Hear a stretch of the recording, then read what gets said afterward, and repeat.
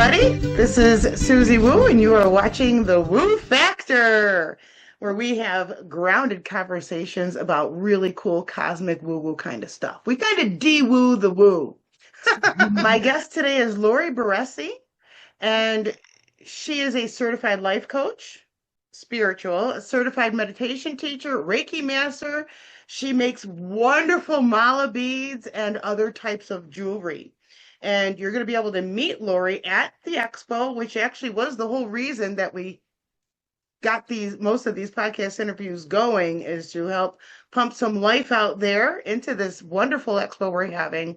And really the whole core is this event is a fundraiser to help me secure the funds to buy a really amazing property that we're going to turn into a healing and retreat center. And so I'd like you to now meet Lori. I'm going to bring her on. Hi, Lori. Hello. I always like to know the origin story. And so what was your spark way back then that led you on the spiritual path? Oh gosh. Well, 36 years ago, I got sober and have remained sober ever since. So sobriety and working 12 steps brought me into finding a different spiritual plane. So it took me a little bit of time in the beginning, but for the last 35 years, I have really been on this path of, instead of wanting more drugs or alcohol or any of that, I want more love, more joy, more peace. Because as an addiction, you have to replace it with something. And I was blessed with understanding that I need to replace it with that. So it resonated with me. So I've been studying and just learning from all the masters. And because I live in the Detroit area, I've been so blessed to have so many of them from here. Marianne Williamson spent like 5 years here. I got to be with her, a couple times a week at the church. Wayne Dyer's from here. I studied with him for a long time. Marianne also brought all these people in. So I've got to study with Eckhart Tolle, Deepak Chopra. I've done a lot of work with Deepak. David G., who was his lead teacher at the Chopra University. That's where I got my final credentialing from as a Master of Wisdom Deeper Still, which means the way advanced courses of meditation studies. But it's just been that continuing path because I always want more. I want more joy. I want more peace. And I want to share that with others. So that's why I became a teacher for that. The malas just kind of came in as a part of it. In my love for stones and the energy and the healing properties of stones. My granddaughter was about 7 years old, living in England. She still lives in England, but she's 30 now. She sent me 5 pieces of red tiger's eye. She put them on a wire and put them on a string and mailed it to me for Mother's Day and said, Graham, I want you to use this when you're doing your billing. Okay. I owned a company that was very fast paced, very stressful. And I was the only one that could do the billing. And if I didn't get the bills out at the end of the month, I couldn't pay my staff. Right. And I couldn't pay the bills. So it was a very up till middle of the night, and I went, oh, isn't that sweet? My girl sent this to me. Right. So I put it on and I wasn't getting stressed during the billing. And I said, okay, it's psychosomatic, but I kept wearing them. And then when the string broke, I stuck them in my bra because I could tell a difference. I could literally feel the difference. And I have worn red tiger's eye ever since. I wear it on a mala now. The beads I still have, but so that became like that whole awakening of like, wait, what else is out there? So I understood, prayer, meditation, a lot of the spiritual practices and things that then go on in rituals and that. But the beads kind of came in as like, oh my God, another tool that we have. So in teaching meditation, they're a great tool in meditating. So that sparked this whole thing of finding it. So I wasn't going to make just regular malas. I had a friend where I taught meditation at her center, and she had an expo show, very similar to what we're going to do, but on a much smaller scale. And it was her first show, and I went to it, and she had a lot of psychics, a lot of readers, a lot of that, but not a lot of vendors. So I said, you know what, Amy, I'm going to have a table at your next show. And she goes, you are? What are you going to do? And I go, I don't know, but I'm going to come up with something, because I did it with the intention of supporting her. I had a friend in Tucson who said, hey, we're having a gem show down here. Come on down. So I went down, learned how to make malas, and that was kind of the start of it. So from that day forward, I only buy my stones directly from those international dealers that I met. Now, January is the biggest gem show in the world in Tucson, and they literally come from all over the world. And I've got relationships with many of these vendors, and I meet new ones every year. So I have a family from Nepal that make a lot of my guru beads. They're the husband and wife are the designers and the artists, and their village makes them. So my pieces are more than just that. It's spreading that income to other countries where they need it, So I know where things are sourced. I know where they come from. And I see every stone before I buy it. And the guys from Brazil always make fun of me because I've got amethyst lined up over my arm with my flashlight, but that's how I buy things. And when I make them, everything is made with prayer and intention. So I take all of my studies and all of the things that I have learned, and I put them into every piece that I make, be it a mala, a necklace, a bracelet. My daughter makes all of her oils and sprays, and she's also Reiki. And, so we just kind of keep this tradition because it's all about the healing. That's my purpose, is to help people heal. I've also taken all my meditation studies in my other work, and I've rolled it into retreats. So I've been doing retreats for about maybe 15 years, women's retreats. And so we help heal. Of course, majority of the retreats, the one year that I put out a notice to open up to the world instead of just recovering women, everyone that showed up was in recovery anyway. So I said, well, that was kind of funny that the universe said that. But Wow. we need healing. So, and I just ask Spirit to, help me, guide me. Oh, that's spectacular. So you are definitely a golden nugget. Yeah, you're a great find. Can you share with us what is a mala bead? What is that? Can you define Okay. it for our Well, audience? sure. The malas here's one here. This happens to be blue fluorite. The malas are 108 beads. They're used in meditation. And the 108 represents protection from the 108 evil forces of the universe, or your mind, which is the same thing. It also takes the 108 energy points in your body, which you have 54 masculine, 54 feminine, lines them up into your main chakra systems to keep everything moving and grooving, right? The tassels represent enlightenment. I do mine at 108 because I'm that person, And the bead that holds it all together is called the guru bead. So when you pray with them or meditate with them, you would start with the guru bead, and then you go right along and you say your mantras or your prayers all the way around to the end. So it's a really it's a strong tool to help you keep the mind still, because meditation is not about emptying everything and having a blank slate, because that doesn't really happen. We have 60 to 90,000 thoughts a day coming through. So even in meditation, they're going to come. But what this does is helps you focus, because it's the space between the thoughts is where we hear. Prayer is talking to God. Meditation is listening. How do I know what I'm supposed to do if I keep talking? And I'm a talker, so I have to meditate a lot. Wow. And as I make them too, by the way, I use silk threads, and I hand knot them. And I say a prayer with every knot. So There's a lot of effort and intention put into these pieces. There is. And my necklaces, I make the same way.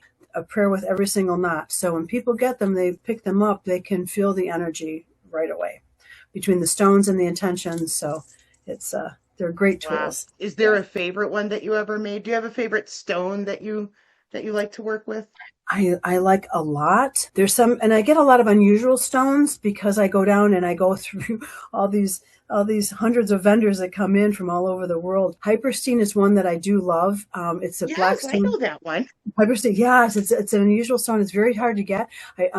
But it's a stone of magic. It really connects you. I wear it every single day, especially when I'm working with clients or I'm doing a show, because it really increases your intuition, your connection with spirit, so that you can focus and hear and see, and then respond. Amethyst is always wonderful. And I get a lot of different amethysts. This is a cool necklace that I have here. It's a 10 millimeter faceted cut, if you can see that. But then I have this great piece on the bottom, Ooh. So I make a lot of variety of things, but again, it's all made with prayer and intention. There's all the fluorites are just beautiful. The jaspers, there's so many jaspers that are out there.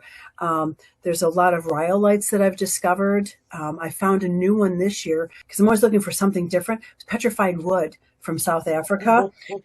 It's magnificent, and I can't keep them in stock. So, or I'd show you one, but every time I make one, it sells. Yeah. So they're just, it's an infinite. And like That's some and wonderful. lapis too. I love what's really popular, the matte finish on the lapis. That seems to be more Mm. popular. It's not as it's not shiny because people can they can wear them. Because I'm a true believer in wearing the malas too. I'm some I make you can go around the wrist. I make some with pendants, not always a tassel because not everybody likes a tassel. So like this is bloodstone from Brazil, and then I did a copper. If you can see that on there or not, but Yeah. it's one of the Buddhist symbols for the Eightfold Path, which represents that. So I do different things with copper and sterling, and What was the it's a symbol the of main like pendant? What did that represent? the Eightfold Path in Buddhism. It's got the Okay, eight got it. Yeah. spikes, the eight. If we can see that in here in my, there we go. That's probably There working. we go. There we go. Okay. Yeah, yeah. Yeah.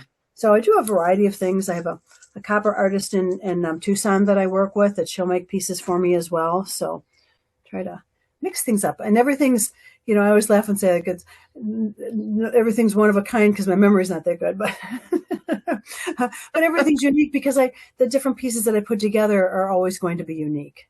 So there's no two alike. They might be similar, but they're not going to be the same. So, and I do custom orders too. So Wow. Wow. mhm. So you do a lot of stuff, I a lot of do. different things going on. Yeah. Okay, so you do one-on-one client sessions? I do. I do coaching. So my coaching is it's a little different when people if they call me and say like, "Well, I want to make $1 million this year," and I'll go like, "Okay, but we have to work on you first," And once we clear out what those blocks are, then we can do that. So I'm not one to focus on the outcome. We focus on what's happened now, and let's I help you see what is blocking you from being your highest. So if you want to make $1 million, yeah, we can worry about that, but we're going to do that down the road a little bit. It's all about that inner work, and a lot of people, like, oh, I don't want to do that. So my job is to help them be open to doing the work a step at a time. So you don't get scared. You can just go forward and do it. And it's a beautiful thing to see people come back at the next session and go like, oh my God, because forgiveness work is so important. And it's a big focus in the beginning parts of all of my coaching clients and with all my retreats, because those are the things that block our heart, unforgiveness, resentment. I would say you don't have to have lunch with the person, but you have to forgive the action. Yeah, I get it. I get Right? it. So what does a day in the life look like for you? Because you do a lot of things. So you work between clients, so you have coaching clients, you have healing clients, you have your retreats, and you're making stuff all of the time. Very busy, lots And of I have some hats. business clients too that I still see, so I might spend a couple of days a week, helping them with their business, with their business plans. And it's funny because I take me wherever I go. Right. So even with those business people that aren't interested in anything spiritual, they're going to get it anyway. I love their faces when I tell them, in fact, one of the girls I work with, that I always tell, I said, take that whiteboard and turn it around, don't be focusing on that. Because if we focus on an outcome, we shortchange ourselves on everything in between. Right. So when I had my big corporate business, I made my business plans like you do, and what clients do I want, all these different things. And I'd make the whole list out and I'd put it in the drawer and I would not look at it until the end of December, because then it was always better than what I planned. Always. So, I try to teach that during the week with my business clients. And then I have my coaching clients, in the evenings. I make jewelry whenever.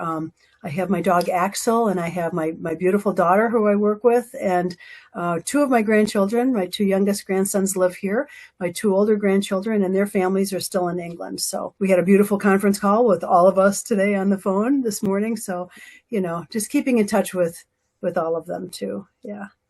That is beautiful. Mhm. Wow. And so you're going to be bringing your jewelry and your malas And to our yeah, expo in I am. Erie. And my daughter makes amazing sprays that are all organic. Sage spray, sage and lavender combination, sage and Palo Santo. She has some of her own blends that are just beautiful, meditative, cleansing. She also makes a lot of oils that have the stones in them, where we take, like I also teach Ayurveda medicine. So we use some Ayurvedic recipes in there for different chakra stones and chakra sprays, but they're all unique and just delicious. All of them are delicious. Well, So that's we're bringing exciting. those too. Yeah, yeah. Wow. Wow. That's a whole bunch of stuff. Are you going to be doing any, you're not doing like one-on-one services, or are you also doing one-on-one services there? There, no, but I tend to talk to people one on one a lot. Yeah. Okay. So whenever they come in, I ask Spirit to send whoever I'm supposed to talk to today, It always works. and It always those, it always works. When you those, set yep, everything follows intention, I feel. You put it out there and the universe responds. it Like does. My it's prayer for a show is always to send me who I should see. Let me see them, let me hear them, and then speak through me. And it always works. It doesn't matter if they're buying something or not. That's not the intention. The intention is about the healing. So yeah. as a Reiki master, I want to know if you blend everything that you do, like Thank when you're coaching somebody, if they're open to that. Like, do Yeah. they cross talk? Oh, they do everything crosstalks because I'm kind of like a Reiki ball anyway. When I walk in, I'm that ball of energy to begin with. It depends on what they need. Some are very open to it. I had one client that said she was terrified of Reiki, and could we please not do that? And I said, "You're terrified? Okay." I accepted that, and I said, "No, we won't do Reiki. And if you change your mind, that's fine." She had had a bad experience or something, so it just depends. I work with what. With intuitively what's going to be required. What's your if you don't mind, your because I also have overcome addictions, Mm-hmm. and I'm curious if like we have to hit the floor. It's like Mm-hmm. once you hit the floor, you can't fall off the floor. That's how I like to Yeah. say. Like Yeah. when did you realize, or like between that last usage and then knowing that I need help, but then actually deciding to get help? If you Well, if you're okay sharing that. sure. My daughter was a teenager and going through her stuff. And I started going to like Families Anonymous and different 12-step groups to help and going through like family counseling. And the more I learned about addiction and the more I learned about alcoholism, it got to a point where I couldn't deny it. I wanted to deny it. So I went and got evaluated. And the first evaluation I had, and this is back, like 37 years ago, the first evaluation, they end up saying, well, you probably, you do check a lot of the boxes, but you have to make that decision yourself. And I got mad because I had paid them $70, and that was 37 years ago. That was a lot of money, right? And Yeah. they told me that I'd make my own decision. So I went to another place through some of the treatments that my daughter and I were going through together. And so I went in, and 15 minutes in, I went, oh my God, yes, I'm an alcoholic. I've been going to Al-Anon, I'm going to all these things because I have alcoholic parents and grandparents, and it's a long line of addiction, ex-husbands, and a lot of abuse in that first marriage that really kind of accelerated my drinking, because I didn't want to deal with the abuse that I had experienced. I looked at that and went, you know what? I escaped. I'm out. I'm never looking back, and it's never going to happen to me again. And it hasn't happened to me again. I was abusing myself then in order to not feel it. So to shove those feelings down the alcohol, and then it stopped working because I was still feeling. I was fortunate to not have to go down too far on that chart to go like, okay, there was wreckage, but not, it was, I could step back up. I still had a job. I still had a home. I still had Yeah. family. I still had all that. I just had to fix me, and the relationships are ongoing. So I have like living amends. Living amends with my daughter means, in the very beginning, it was like, yeah, I'm not going to use, and I'm going to always be there. I'm going to show up. I'm going to answer the phone. I'm going to be present. And the same with my grandchildren, even though they're 30 and 34, and I have a great granddaughter. Great grandchildren. My grandson has two stepchildren, and they had a little girl who's almost two. And my name is in her name. She's Elma Hannah Laurie. So I have responsibility to still show up for all of them, no matter where they are. Oh, Well, we resonate with each other, and your causes and are the same as mine. It's about people healing and surviving from domestic abuse. And when I was going through this, it was legal. You couldn't kill your wife, but you could take her right to the edge, and there was nothing that could happen. And I tell people that today, they're like horrified. But I'm also that example of a person that when people meet me, they don't think, oh my God, yeah, she was beat up, she was abused, she was almost killed, because I didn't become that victim. And now I've healed enough from it to go like, yeah, that happened. It happened, and I can say, thank you, God, for these lessons, because that happened.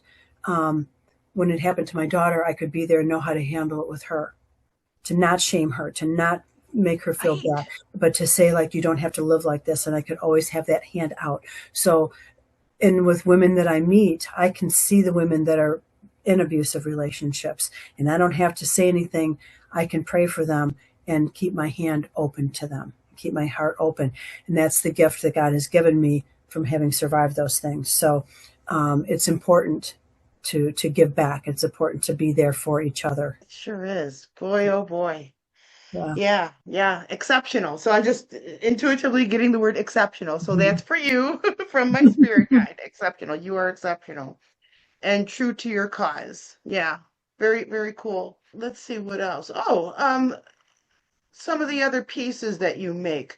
I'm just curious, like, do you get like a concept or an inspiration or an emotion or like Mhm. what inspires you to create the pieces more of like the one-offs or the not like Yeah. I'm gonna make a rose quartz bracelet, but the Yeah. Well, the pieces, it's interesting because people say, well, how long does it take you to make that? And I said, well, sometimes it takes me the longest to think about it and to see it on the table. And I'll look at it and go like, no, it's not right. And it's not because I don't just like whip stuff off and throw it on there. It comes from spirit. It comes from intuition. It comes from like sitting in here with all the stones going, okay, what should I make? What should I make for like an upcoming show? Who's going to want, what do they need? What are the needs for this group? And sometimes it's there and sometimes it's not, but it's all, even if people come in and just want to hold things for a while, I'm fine with that because they're getting something out of that. So it can take a while. Sometimes it comes quickly. But once I'll set things out and then I'll look and go like, oh no, that's not right. And I have taken things apart before. I'm like, it's just not right. It doesn't feel right. So it's about divine inspiration, and the creativity, keeping those first three chakras open, right, yes, yeah, definitely the earthy ones, right? Yeah. And then the upper ones are your spiritual dialogue or Yeah. the lower ones are your physical Yeah. Yep. outcome, the Yeah. physical So outcome. get that creativity going and then keep the third eye like, okay, what am I doing here today? And that's how I wake up every day. Like, what are we doing today? I have a ritual where I clap 3 times. I gather around because I have a team that follows me. I don't have just one guardian angel. I have a crew, and I've needed them, and they've they've been apparent over the years. And say, okay, what should we do today, and what should you have me do? And I just throw it out to the universe and then see what happens for the day. It could be just a kind word to the woman at the grocery store. You never know.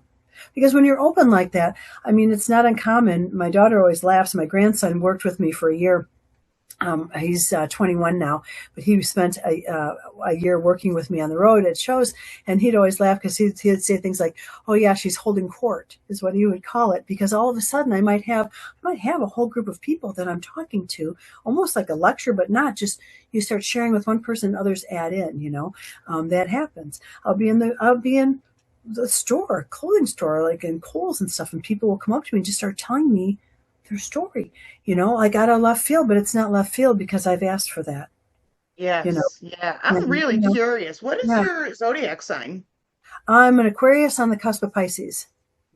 Got it. Yeah, yeah, because that Aquarius, that I knew it was air, and I was Hmm. trying to place because I Yeah, was getting like Gemini is very chatty, but I'm like, no, or I was receiving no, that's not it. You have some Sagittarius flavor to you, which do you know what your moon sign is at all? I don't. I'd have to look. I. Because you have this, it's about honor and truth for Mm, you. And mhm, then for you, it's like you've made this promise that you're gonna bring in what you've learned and what you know and how you want to help people into something tangible and physical. So mhm, I'm just really getting like spiritual dialogue about you as you've been sharing your uh, insights and your story, and I'm getting goosebumps. Because you're somebody important. Well, I mean, everybody's important, but yeah. your story, your like you no longer need any kind of external validation. Like you have very clearly internal validation, and then I also call it upwards validation too. And that's those are your spirit guides, Mhm, and you've got some spirit animals. I see a zebra with you, mhm, and you've got all of these different creatures, and then these other more humanistic entities as well that you work with this beautiful divination. And so them having me do this, like then I think of course prayer beads, Hmm. which in Christianity that would be a rosary. Yep, I make Um, those too. oh, do you really? Because I Yeah, also yours do too. get people who ask for Yeah, that. So yeah, boy, oh boy, yeah. I can't even Because tell you how happy I am that we're connected. yeah. Um, so what's the difference between the Christian prayer rosary beads and malas? Well, with the rosaries, I grew up Catholic, and my dad did a rosary every single day, more than once probably. But that's not as many beads. They're in groups of 10, so you say specific prayers with them. Whereas with the meditation beads, you say whatever mantra or whatever. And with the rosaries, you say like the Hail Marys. 10 Hail Marys, then you say in Our Father, 10 Hail Marys in Our Father, a glory, we go all through the whole thing, and then a glory be, and then three more Hail Marys, another Our Father, and then you're done. So those are specific prayers in your native language. What I like about the mantras are that they're in Sanskrit, because when you say something in Sanskrit, to me, it's the most difficult language of anything. When I had to learn I did all these crazy studies, right? Like books, stacks and stacks of books we'd have to read, and papers, and just so much learning that we needed to do. The hardest thing of all of it was learning this one song to sing during a ritual of us giving a nakshatra mantra to someone, which is, and there's a ceremony. To sing that ceremonial song was the hardest part, that, you could fail the whole class if you couldn't do it. But it was like, I kept thinking like, there's something wrong with my brain because it's so foreign, right? I Hmm. finally did get it, and I can sing it, but it was the most difficult. So with the mantras, they're shorter. They're just three syllables, or three, like phrases, three bijous, but they're in Sanskrit, so your mind doesn't attach to them. When you're praying the rosary, your mind can attach to other things. Hail Yeah. Mary, yeah, Mary, oh yeah, or Hail Mary, yeah, that football play was a Hail Mary. I mean, your mind can wander easily, right? With a Mhm. mantra, if I'm saying it in English, it's going to do that. But when I'm doing it in Sanskrit, say I'm saying like Muksha Haritam, right? There's nothing that's similar to that, that my mind is going to attach to in my own language and go with. And the mantras they're all ancient phrases that have been chanted for thousands and thousands of years. So even if you don't connect with it at first, the universe does. So like with this one, Moksha Ritam really is basically about, letting go of what doesn't serve me and let me go with the rhythm of the universe. So when I have what I call monkey mind, I go back to that one. But I have my own nakshatra mantra that I use, which is this. It's the name of the star that when we come in from unmanifest to manifest, when we cross through, it's that vibration from the star, between the star and the universe. So we take that with that bijou sound, the your own particular sound, and then ritam. So it's something that resonates deep within your soul. Brilliant. Oh, I Yeah. just love that so much. And it kind of underlines really the container of like Catholicism. Like I was raised Hmm. loosely Roman Catholic, Hmm. and it's stringent Hmm. and Yeah. it's very rulesy. Yeah. And then there's that whole Catholic, what is it, Catholic guilt, right? Well, yeah, and then And then there's that whole Jewish guilt thing. and Catholic guilt, they're pretty close. But see, there's one thing that I find is that, well, one thing I learned in sobriety was that religion was for people who didn't want to go to hell, and spirituality was for those of us who had been there. you know? Oh, I love it. You are just Yeah, remarkable. sense to me. And the churches, if you go to the actual doctrine and the actual principles and purposes, they're all the same. But you take men, I say men, women, whatever, you take human beings and put them in charge of it, and then they make rules, Right. right? Because Yeah. the churches were actually started to keep the people in line. Let's keep them afraid. Let's keep them in line. Instead of having laws and stuff, they had church laws. Oh, you're going to go to hell. Really? I've been there, babe. Been there. Yes. So there's a difference. But if I look at all the look at Hinduism, Muslim, Islam, whatever, Buddhism, Hinduism, Catholicism, Mhm. Baptism, I mean, Judaism, all of them, it's all the same, because Yeah. anything, they're all about do no harm. Right, right, It's right, all right, about right. love one another, do no harm, follow the commandments. What are the commandments? They're just rules to make you do. You get the Eightfold Path, the Four Noble Truths. You all these things are. It's all the same. It's just called something different. But Mhm, anything that mhm. says to do harm to someone else is not. the truth. And I mean the truth with a capital T, right? So, if you want to Yeah, be, Catholicism is beautiful. The rituals are lovely. Again, it depends on who's there, who's doing the sermon, right, right. you know? And some of them Wow. are lovely humans. I've met, my daughter and I were just laughing yesterday. I was telling her a story about, I was on a retreat once, and it was a little priest there who was in recovery, and he looked like a little cherub mouse, and he was just adorable. And I said, I actually went and talked to him. So for me to go and sit and talk to a priest was kind of big, but the guys, the priests from AA are just us. They're like us. They're not trying to tram anything down that's the same. So when you find teachers like that, it doesn't matter what it's in. I spent many years at Unity, and there's wonderful ministers within Unity. In fact, Marion Williamson was at Unity for the 5 years with us here in Michigan. So, there's, and we always talk about the truth, and that's all there is. The Course in Miracles will tell you, there's only two things. It either comes from love or it comes from fear. Boom. Yeah, that's where I come from. Yeah, yeah, yeah, yeah, yeah. So, I made a choice about a little over 20 years ago, a conscious choice to begin to, about 25 years ago now, to start to learn through love instead of fear, learn Hmm. through joy instead of pain, because I'm going to Hmm. learn. I just banged my head against the door for so many years. Right? Okay, it says it still hurts, and then it was like, wait a minute, stop it, let's switch this gears. And I focused on that for a while. And not to say that I'm 100% of anything, but majority of the lessons are going to come through going, oh, okay, without me having to be in great pain. Right. Yeah, you get to kind of be in charge of that. A lot of people don't realize that, Yeah. Yeah. because, and back former Hmm. generations, that's what they taught. You Hmm. got to suffer. You got to have pain to get good stuff. Yeah. Yeah. No, it's like, yeah, no pain, no gain. Well, it's on some level that can be true, but it's because pain is inevitable, right? It's the Hmm. suffering that is optional.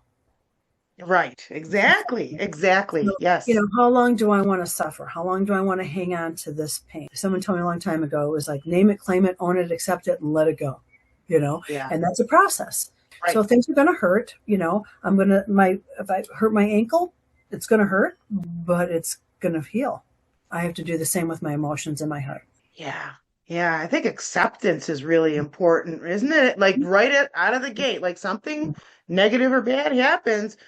Well, the longer you resist it, the longer Mhm. that you have to hang on to that stucky energy before you can even do anything about it. Like we have to Exactly. name it. We have to say, okay, this hurts. Yeah. Well, Yeah. and I can do something about it. Yeah. And it begins Yeah. with acceptance. Would you agree with that? Absolutely. Always. Everything boils down to two things: acceptance and gratitude. Yeah. And I have to be grateful for everything. And then they say, don't judge it, right? So that gets tricky. I say, be grateful for the good, the bad, and the ugly, right? But Hmm. don't judge it, because it's something. There's something that happens in time, and with a consistent meditation practices where it gives you a pause before I jump into, oh my God, or yay, either one, the highs or the lows, right? It's all the same thing, flip side of the coin, right? The ego is big and little, right? Hmm. So before I jump into any of it, it gives me a pause where I can go like, okay, all right, so this is happening right now. All right. Okay. And, like, let's just see what's happening. And it gives me, allowing me to respond instead of react. Yes. And Yeah. that's a big key, because if I'm going to respond, I'm going to be attached to that pain. If I can hold myself back for a second and react to it, I can have a little more discernment and go, okay, who's mixing this pot? Right. Yeah. What am It I buys you doing with this time. one? Okay, who wants this one?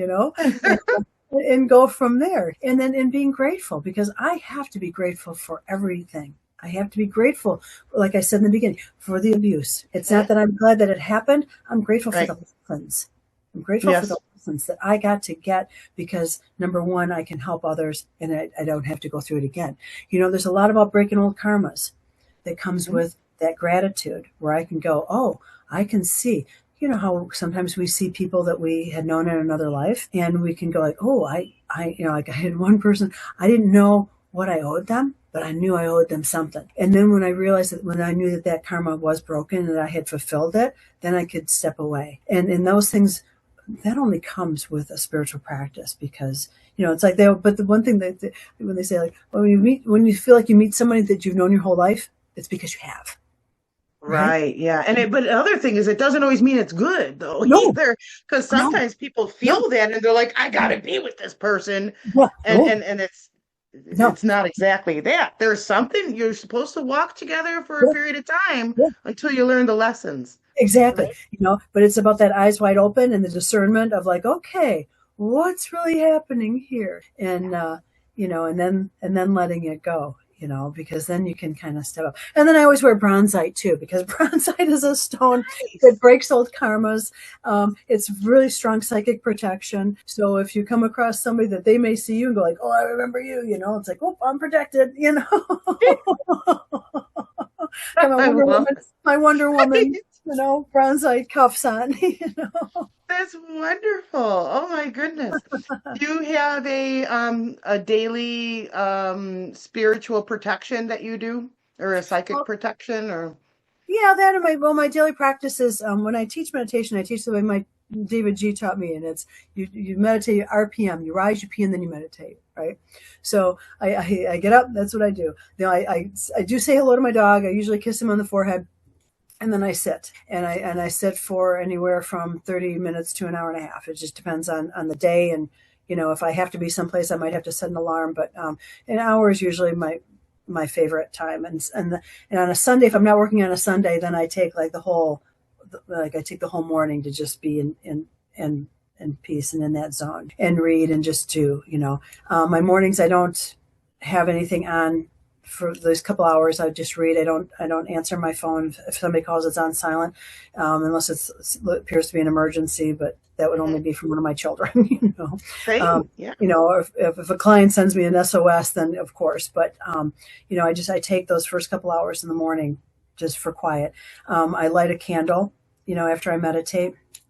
I'll light a candle, and I have kind of a prayer thing that I've done for many, many years. And it's, of course I clap and I gather my guys. Okay, guys, let's go.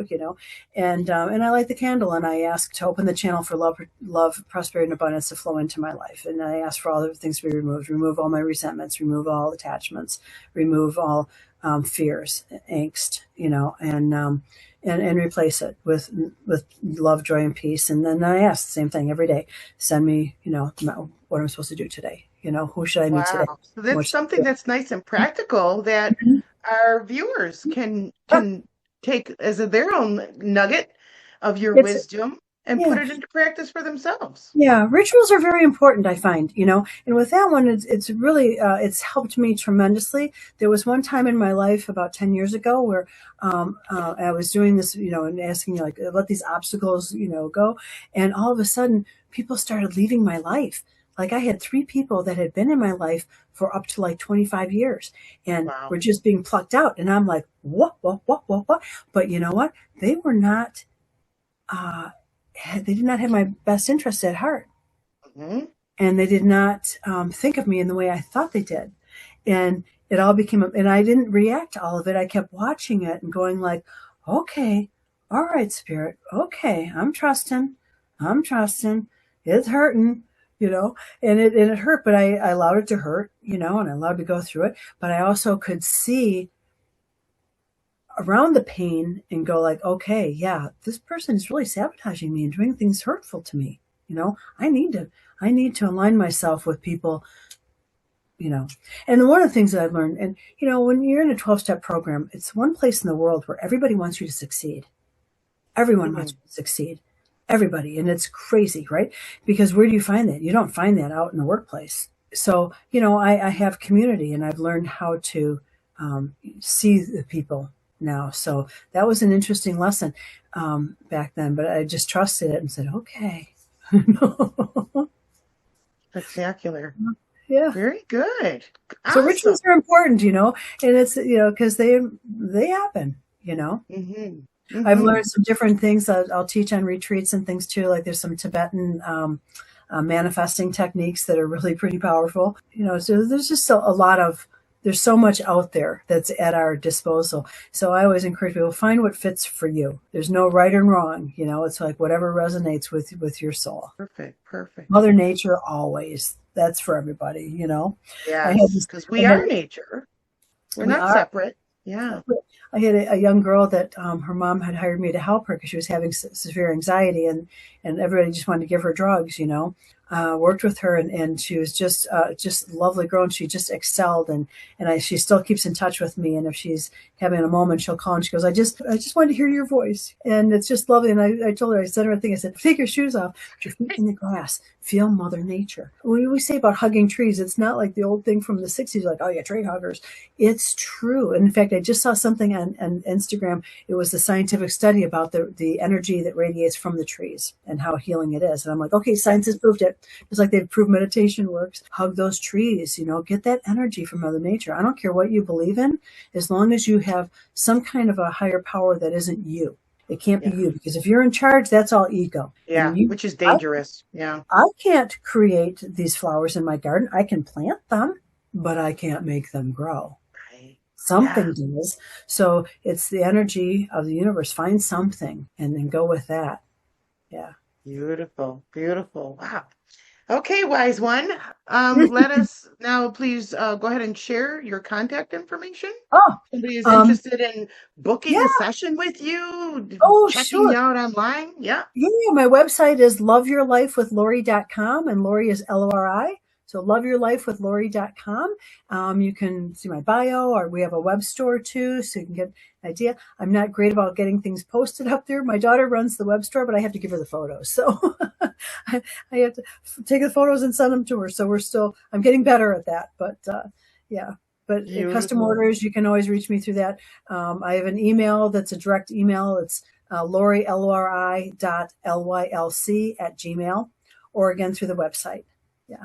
Perfect. Thank you Perfect. Well, so thank much for having you. me on this. This has Oh been so my. much fun. It Oh, is. I was just gonna say the same I thing. Like we're kind of two peas in a pod. I can't wait to meet know. you I in the can't wait real to hug world. you. I Yes. was gonna say the same thing. So August. So everybody that's out there, August in Erie, Pennsylvania, we are going to hit the Absolutely. turn, and I'm bringing some people from Michigan too. So, Beautiful. Oh, it's really good. great It's going to be a coming. blast. It'll be Yes. so much fun. Really It, looking forward to it. yes. Thank you so very much. It's been a pleasure. And Thank I look forward you. to seeing you and everybody watching, hopefully in August. Please check Lori out online, especially her jewelry pieces, Yeah. especially after hearing how she puts so much beautiful, loving intention into them. And who wouldn't want to own a piece of that, right? I know. Instagram is just my name, Lori Barresi. You can find me there. And the Facebook is Love Your Life Coaching. Yeah. Excellent. Excellent. Thank you so very much, Thank Lori. you. Thank you, everybody. And we'll see you next time on The Woo Okay. Factor. Bye Peace bye. out. Thank you.